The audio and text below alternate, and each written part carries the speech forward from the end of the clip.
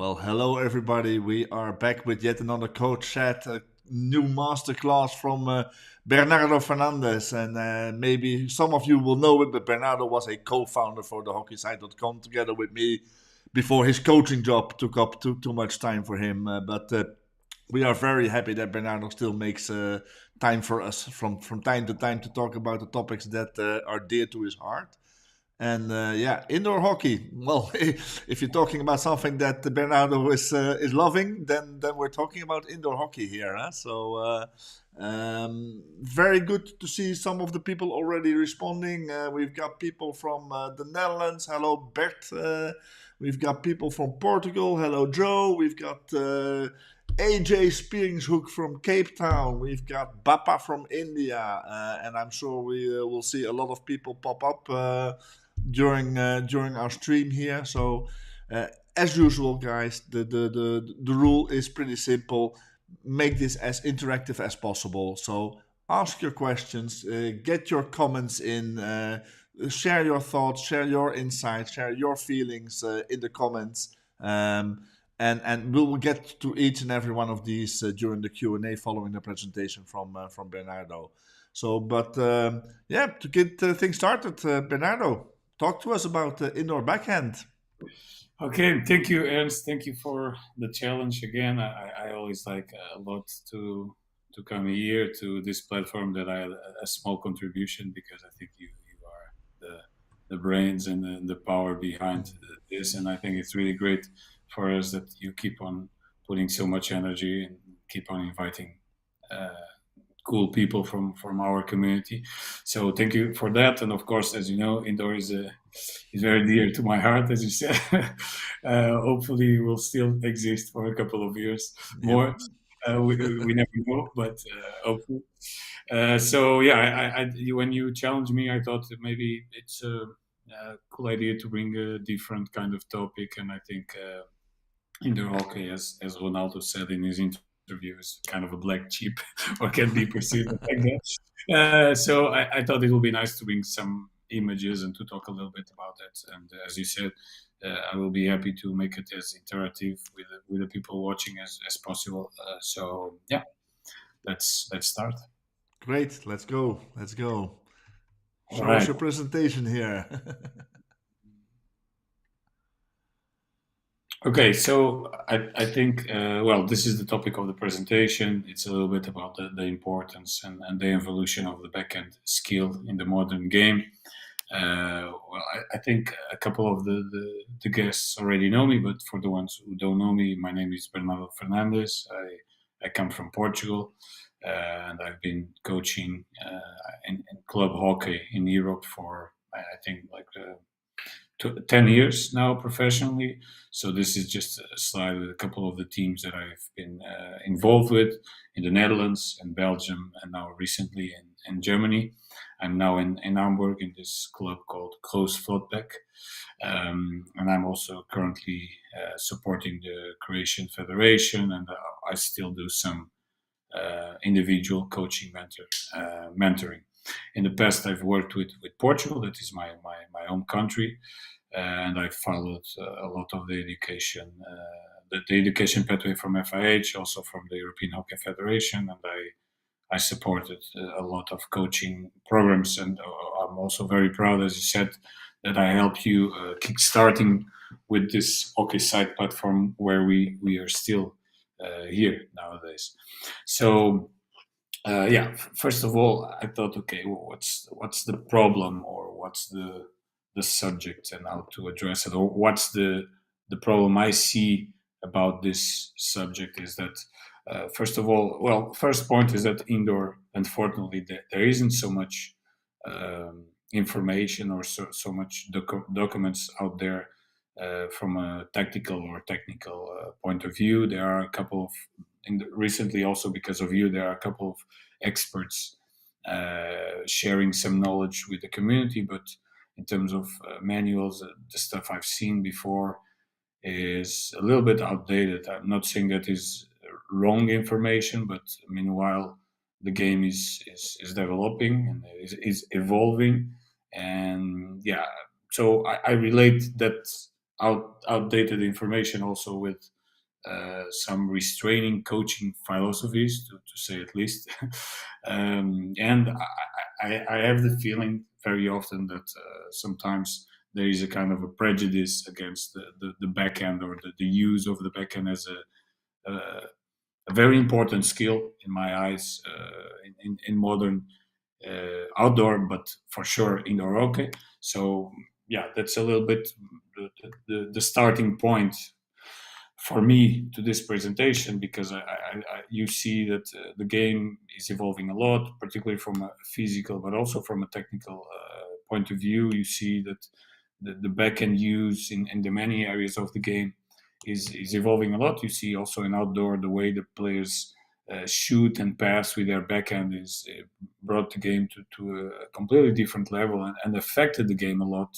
And some of our previous principles about defending, but also about tactics and about how to attack. So there is an impact in the whole game when these transformations occur. So I think it's important for us coaches um, to be open to understand when the game is evolving, and also to adapt our knowledge, and then to adapt our coaching guidelines to that. So that's for me the starting point. Then I also decided, okay, let me ask some of the people that I consider the best players in the world, their thoughts, because in the end, we are very important. Coaches are for sure very important, but in the end, we need to follow a little bit the tendencies and the way the players make the game alive. So I ask, first of all, I ask Michael Korper, that is a very famous Austrian striker, probably one of the best strikers in the world, and his backhand uh, skill is also very known. He shoots really well. We have a couple of clips, or one clip where we have him shooting, and also Fabian Untergizer, that is uh, it's a well, it's not he's not very old, but he's been a young talent for a couple of years. He's a spectacular indoor player, and I think it was also interesting to see how he brought his thoughts in a very composed way. So I guess you had the time to read it, and then of course Ernst can share the presentation afterwards, so you will have the time to read it. And I also invited Jana Muller-Wieland and Tim Erzbruck, that are two outstanding German players, to give their thoughts, to share their thoughts about the backend. So if you can read, you see that for them it's a fundamental part of the game, and that there is no such thing as avoiding or not understanding the importance and how you can use the backend in the different stages of the game. So then I decided that it will be an interesting exercise, and something interesting to share with you. And I decided to take, okay, what's the highest level indoor match that happened in the last season? Because we are just now in Germany, we are now 1 week away to restart the league. So all the information is mostly from last season. And I think we can all agree that the highest level match indoor, if we are talking about indoor, it was the final of the German league, the first division. That was a match against from Mannheim against Berlin. And then I guess the Austrians would disagree. I think the Austrians would think that their final is pretty good as well. no, so that's a discussion we could have for sure. I think the Austrian indoor hockey is unbelievable, but what I would like to say also in their defense is, even like the top Austrian players, they are playing in Germany as well, which makes it also difficult domestically. But for sure, the Austrian league is very strong. The Austrian national team is unbelievably strong, and it's been a very, I think, also a very interesting and great story in hockey that, like say, a smaller country could perform so well and could be so inspiring, particularly for other European countries. Um, so, but okay, I could also have taken an international game, but I decided to go in this first Bundesliga game, and to be honest, and I don't want, I hope not how do you say, to say something that that is taking out of context, but in my opinion, the first Bundesliga, so the first division in Germany, as a higher standard than most of international hockeys. If you exclude Germany, Austria, and sometimes Iran, I think the standards and the level of the German Bundesliga is very often even higher than the international hockey, which of course Agreed. doesn't happen in outdoor, of course. But yeah, it's a interesting fact, I would say. So Agreed. yeah, and that, so I made just I just collected a couple of situations. I divided in three main areas, and this is combined situations from both teams. So we took 10. I collected 10 attacking situations that happened with the backhand, and attacking situations I consider goals, shots, or that resulted in penalty corners, penalty stroke, or long corners. Then we had 21 defensive situations where the backhand was used, tackling or interceptions, um, and then 17 backhand receivings without or with reasonable pressure, and then 21 situations with passing. So what I will do now, I will show uh, clips from these four different areas, and I will always start with a couple of clips from related with this match here, and then we can see one or other examples from other different matches. So the first area here, as I cannot see the chat, I suppose so far there are no questions. I think so far this is not nothing.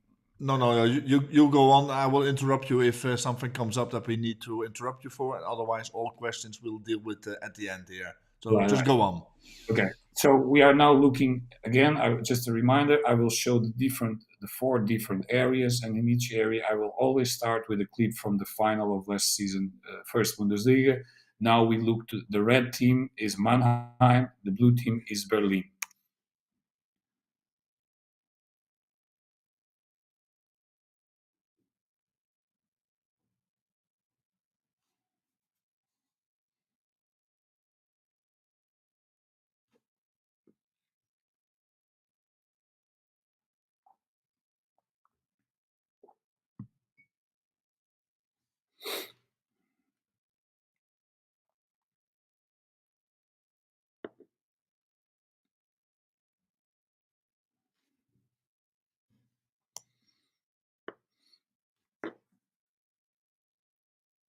Okay, so I hope the images were clear, and I brought a good illustration from attacking situations in this final, and then why is this happening? And of course, I'm also not saying that the backhand shot replaces a good forehand shot. I want to be clear about that. Although I want to say that in indoor hockey, backhand uh, is almost as useful, and in so many situations, uh, that's your best shot or your only shooting possibility. One, because of the speed of the game, and two, because the players are becoming so, let's say, educated and so strong defending that and defending their left glove and their backhand, which is an area that we'll go later on. That um, sometimes your best chance is just to do a backhand shot. And you see also, so for me, I would make 2 points about that. Is one, you see there is a big evolution in terms of the defensive skills and knowledge of the players, and also the other part of it is that the attackers they are also getting more skilled in their backhand. So why not using it? So why restraining a tool that can be used, and as you can see, can be used at a high level with big results. So then we have here, I think, is a unbelievably great example.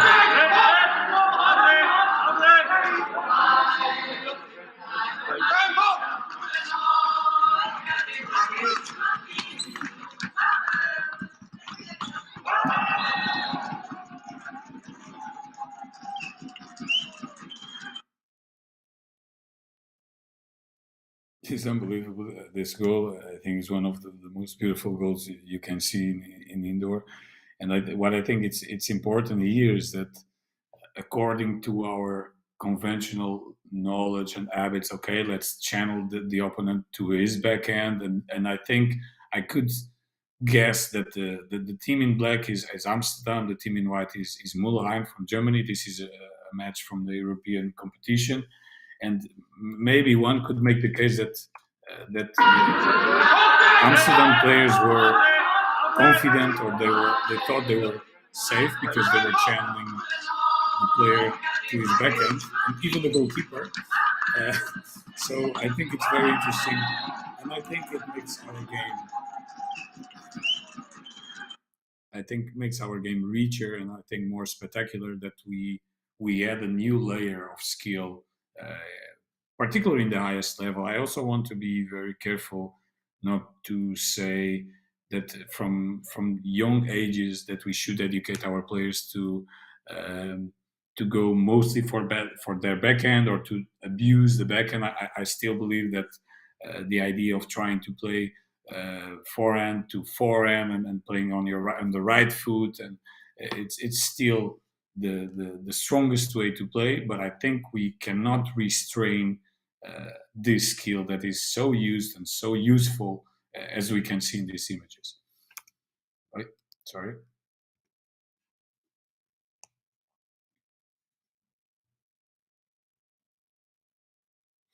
So for me, I also wanted to bring this example now because if you could read what Fabian said, is you see also this in the highest level, the players in certain situations that they are kind of getting in cage or without angle, you see a lot of strikers at the highest level that they just prefer to shoot a high ball, a backhand, a quick shot, and then there might be an outcome, as you can see now. And the outcome can be like a mistake and a goal, or just a rebound that can result in this situation can result in the penalty corner. So it's also kind of an attacking mindset, and you see that in top indoor strikers that they have this mindset that if they think they are getting without a shooting angle, they just do a quick high backhand shot, and we'll see a couple of examples of that later on. Here's another example of the backhands as an ideal skill or the best skill. We'll have a good aerial angle.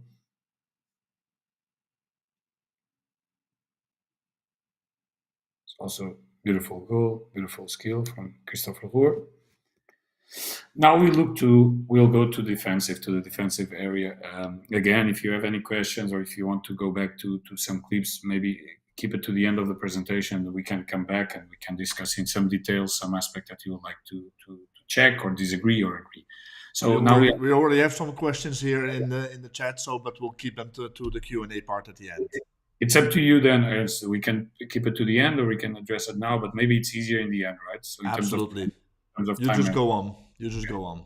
So now we are looking into defensive situations. So I consider defensive here interceptions or tackling.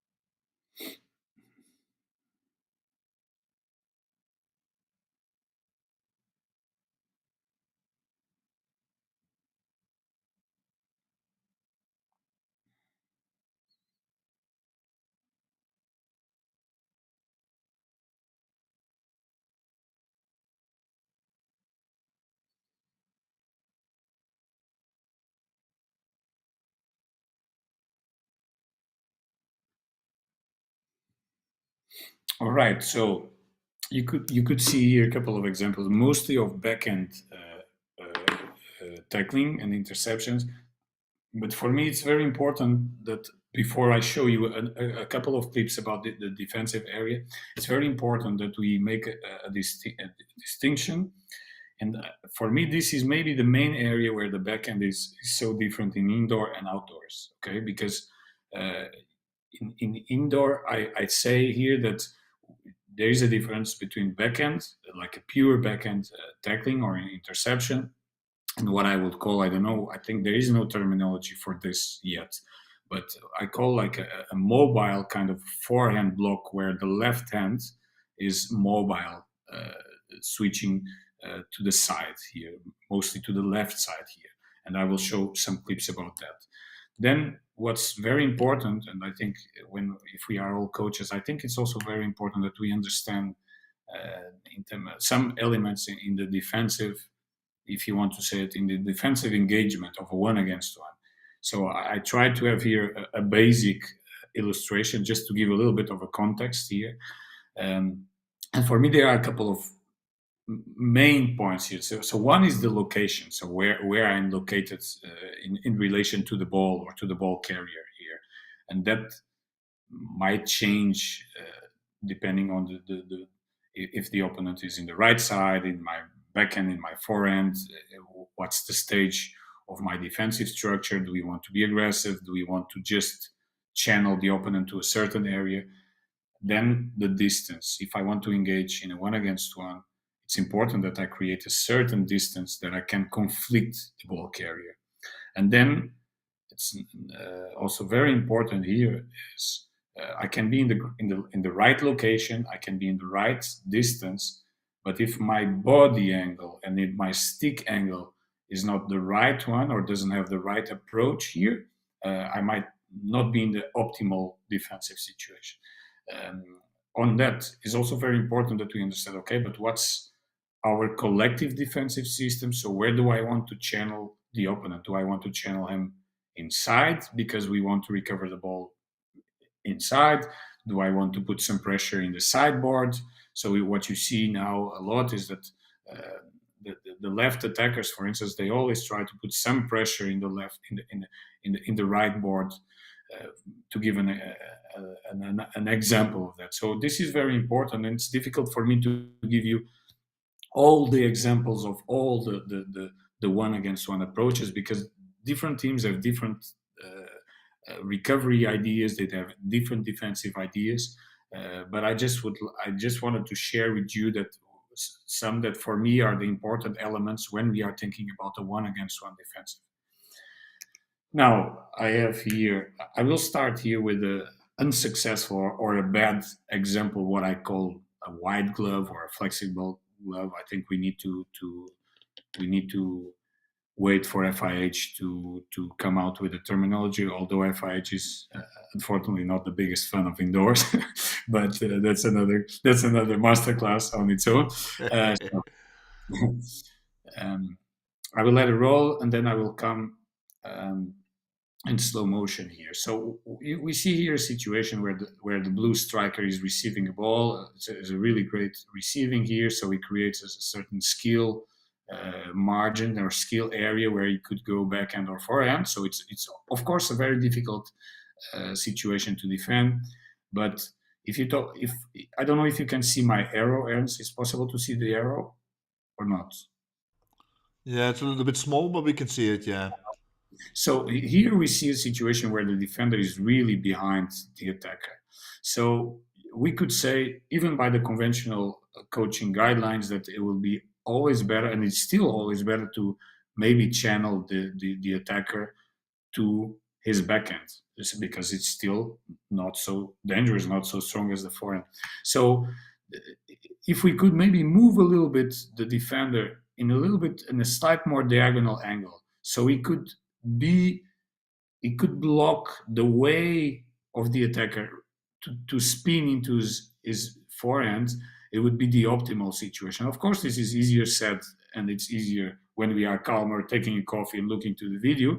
But I just wanted to show you an example where the defender, because of a wrong body angle, a stick angle, he couldn't really prevent the attacker to accelerate and therefore created a penalty corner here. I hope my explanation was clear, because I will bring now another example of a good defending with let's say, a white glove. I don't know if we want to invent a different terminology for defending. It's basically defending our backhand area, stretching our left glove, our left hands wider there. And then I have a clip here that I really like it. I used it before, and I will let it roll, and then we go a bit in detail. So this is a situation of it's Germany against, this is the last World Cup final.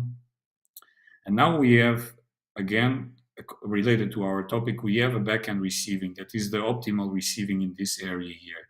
This is Michael Korper, the player that also gave a word to the presentation. And now behind him we have Tobias Auka, that is an unbelievably skilled, one of the best players ever outdoor in indoor, in my opinion. And when what you see here is behavior, how he tries with his left glove, really blocking Michael's acceleration. Then Michael is a bit sneaky here and he steps on his stick and he's able to create some space. And what's happening afterwards is that a little bit that kind of mindset of I just need to quick shoot on goal, preferably a high ball. And as an outcome, he wins a penalty corner. So it's very interesting for us indoor coaches to understand the difference between this kind of defensive style, and is always a very strong. If it's possible that we can use this style rather than just placing our backhand there, because imagine if Tobias Alka would open his backhand, he would have his foot exposed there. So this actually is a great way to try to block the acceleration there, but still great skill. We are talking about indoor hockey at the highest level. Great skill from Michael Corpet that is still creates a shooting angle there. Now, this is just some general defensive behavior, and I ask you to pay attention to Michael Corper here, how he puts some pressure in his backhand.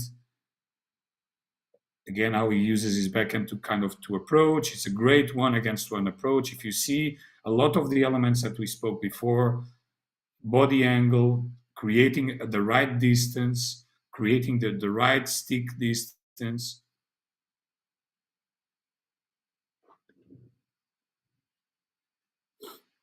Backhand receiving. Here we'll see a backhand steal here.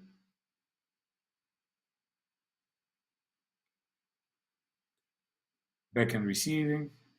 And then again, this wide left glove. Here a wide left glove intersection here. I hope the image is clear. I hope you could follow me. All right, now the last one here, it's just a pure good quick backhand interception there. So that's also another example where backhand can be, and it's so used and so important. Now we go to receivings, just pure receivings in the backhand.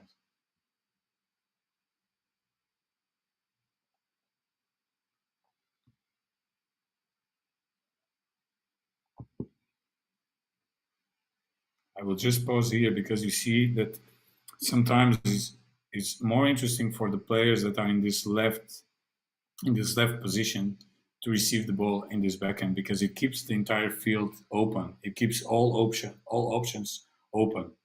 And it's sometimes easier to get the ball because when you get the ball, you still have the ball in front of your right foot there. So it's a great receiving, it's a great ball location.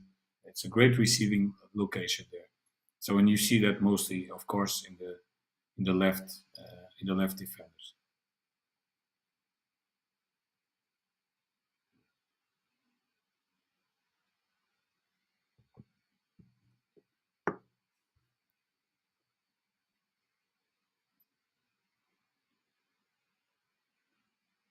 I will just show you this receiving once again. It's great situation here.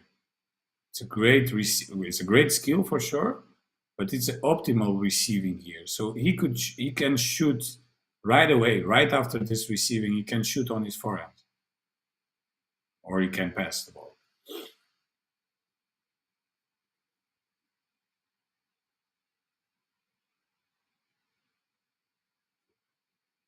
Also a great example of a dynamic backhand receiving here, quick counter, and a great Great dynamic receiving here, allowing him to keep in progression.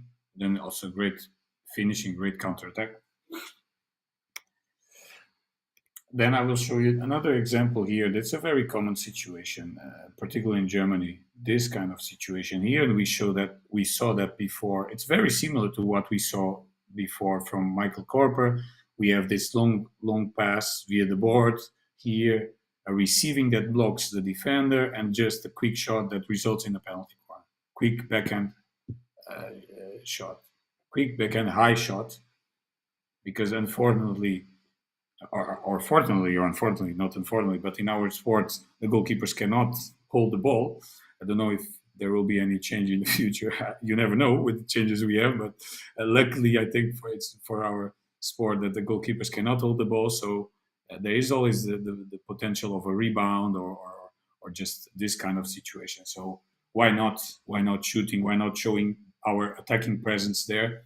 So just my last focus here and again, the preference to have this backhand receiving here that allow us to have a ball in a position that he could even try to accelerate in his forehand, but he decides to come here inside. And again, as you can see in the highest level, it's not a problem that you are channeling me for my backhand. I'm still able to shoot on my backhand, which I think makes the sport and the game way more interesting to see, way more, even more spectacular, even quicker than it was before. Okay, now we look for some passing situations here, and I'm very conscious about time. This we will have some time to discuss some stuff if you have some questions, but.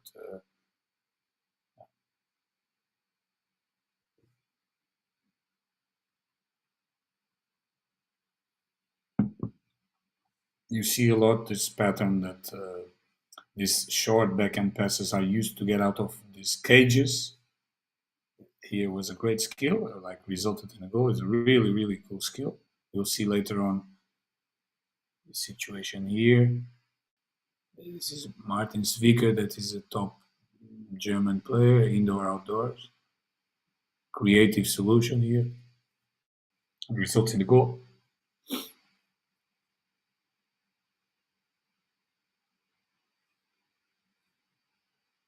So you see this a lot. This is a very clear pattern. I think everybody sees this.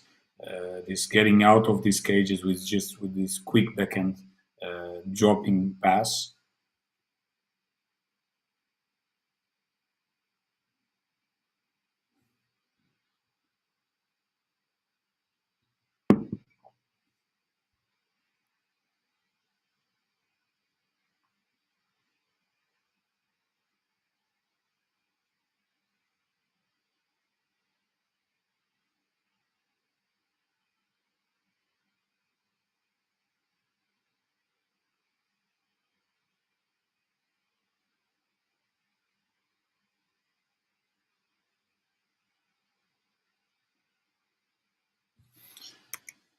All right, and now I will bring some special clips, some more creative clips here where the backhand is also is used in a different way. So getting a little bit away from the boxes of just passing, receiving, and shooting on goal and tackling. So here we see, I think this was a final a couple of years ago. This is Maurice Forster, a very famous player. I'm sure you all know him, but he uses a backhand fake here to eliminate his opponent, his defensive opponent. We'll see now in slow motion here. There is a fake here, and then he comes to his backhand. So he fakes to go to the right side, and that was enough. Of course, a great body work here. So he breaks, he fakes to go to the forehand. Very difficult situation to defend, of course. Also, what I would like to tell you is in outdoor, but also in indoor, it's very important that we have our players educated to receive these frontal balls and to have strong frontal standings, because it's so difficult to defend this when you are in a position as a defender, when you are in a position that you are just behind your opponent and he's blocking you with like a frontal stance. You can go anywhere. You can go back and forehand. You can, for instance, as he does now, you can have a body fake that's enough to fix the opponent there. So great skill and also great goal with the backhand again.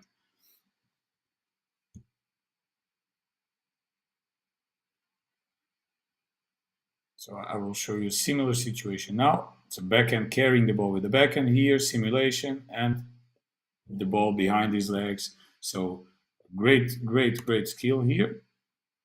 So you see, first of all, here I block and I carry the ball with my backhand, carrying with the backhand.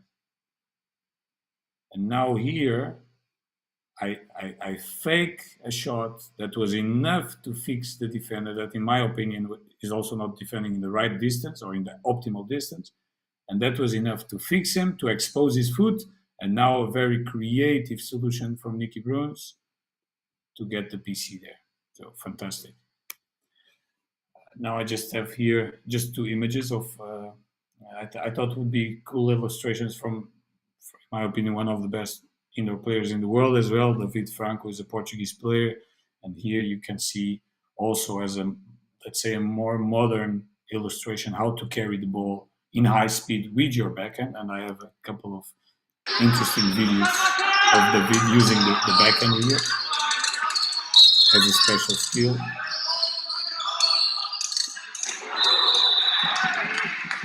You see in slow motion now.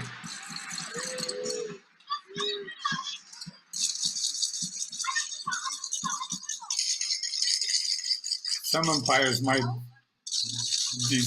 discuss about distance here, but that's not the topic of our master class today. But I wanted just to show you how to master this backhand skill, this backhand drag, and again a creative solution using a backhand behind his legs. We have another situation here. It is the same game actually.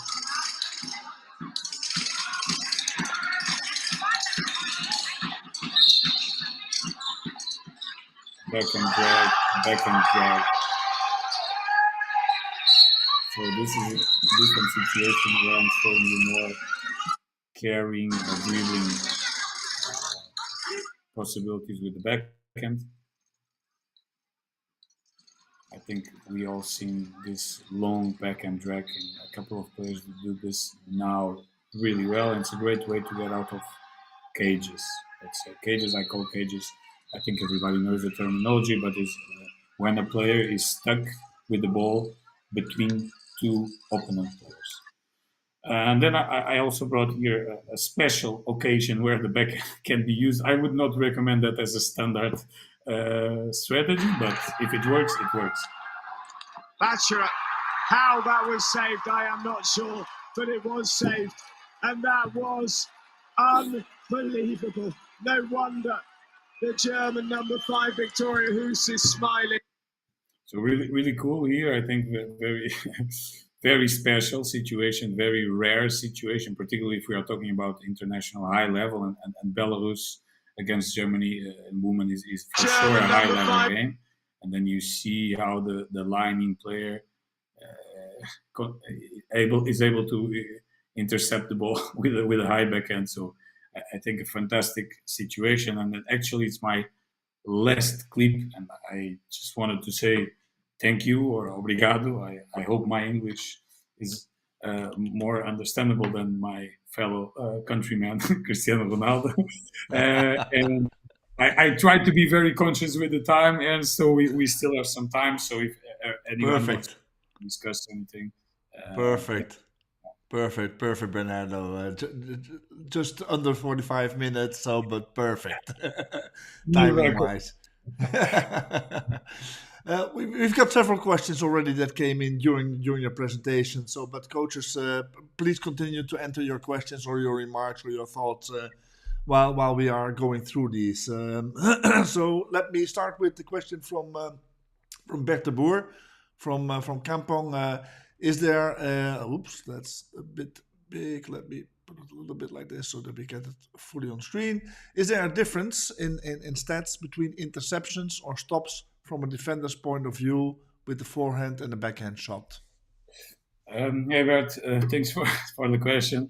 I mean, definitely for sure there is, but I didn't went so far in that. I mean, statistics we can of course go on and on, but for sure, Bert, the forehand is still the primary skill, defensive skill. So there for sure should be way more interceptions. That would be a cool exercise to do, to compare the forehand with the backhand. And it's a pertinent question for me. Was I just wanted to illustrate that there is, it's very important. It's very used. I didn't want to make the, let's say, the clash between forehand and backhand, because forehand is still the main, and you are always stronger in your forehand.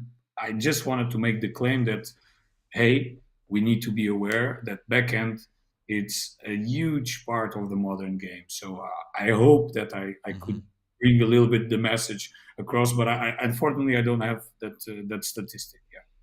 Okay, follow-up question from Bert here as well.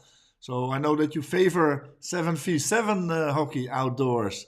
Do you think that this format will bring more popularity to the indoor hockey in more countries than just Germany or Austria? Or will there be no impact at all? I think you mean that I favor just current indoor played outdoors, which would be 6 against 6, and in that case, yes. I think it's just maybe it's a cool maybe a cool challenge, Ernst, that maybe someday soon we could make a panel debating the OK5 and so on. I know it's quite a tiring subject for some of us, but Yes.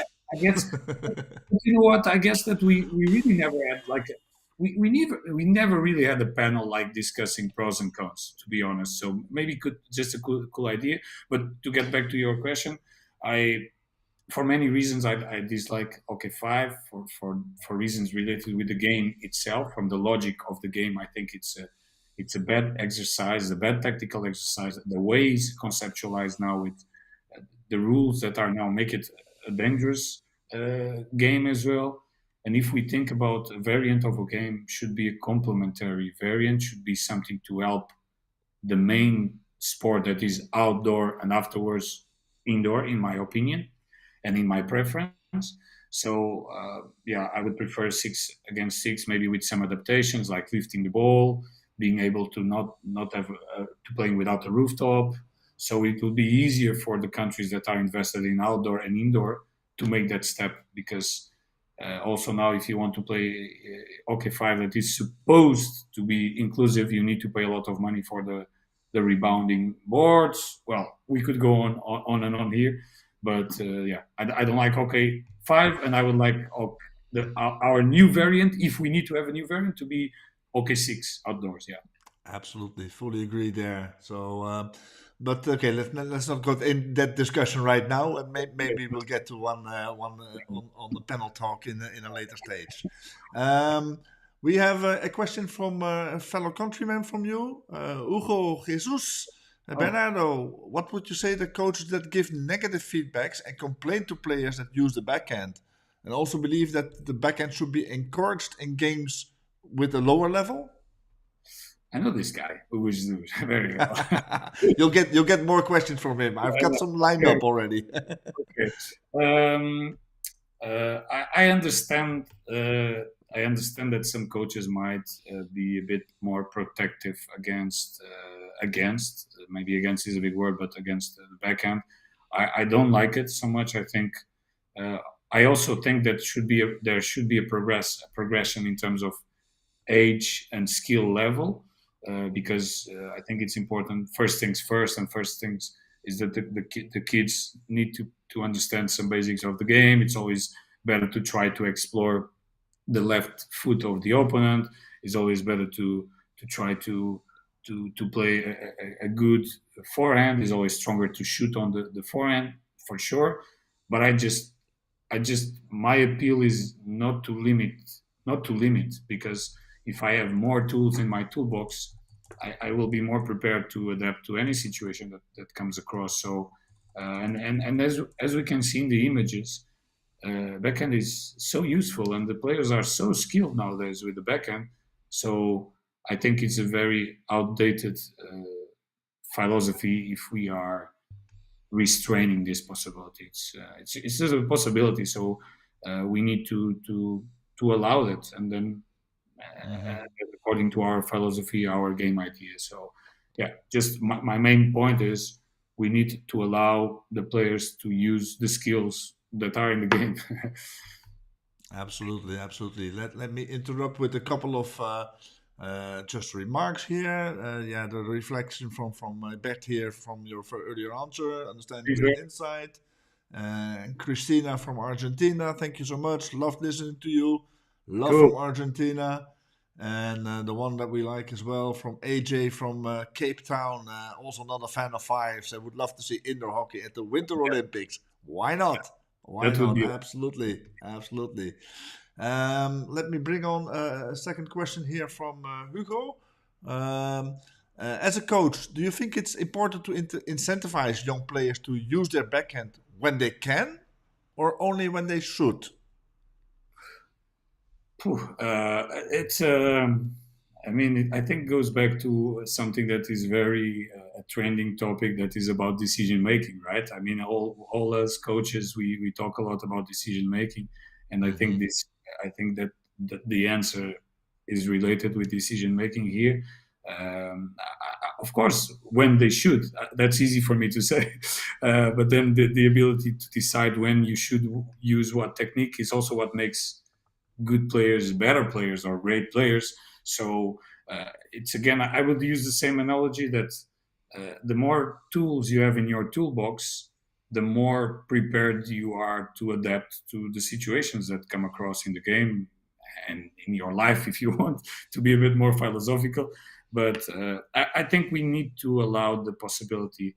But it's like everything. Maybe if we have a young kid that is always using the backhand, even when he shouldn't, we need to give him some guidance. We need to show him, like, hey, listen, okay, you like to use this, it's fun for you, but it's not working all the time, or it's not working in all the situations you are trying. So maybe sometimes try something else. I think it's a little bit about coaching, and that can Yeah. apply to every situation. It reminds me of the use of the Argentinian backhand in outdoors. Yeah, yeah. Yeah, But we, now we it's all. also that you bring that, Ernst, because now we see a situation that back in the days we always educate players to defend, to channel to the forehand, because backhand is the weakest area of the players. But nowadays the kids Yeah, shoot so well with the backhand, and it's so strong.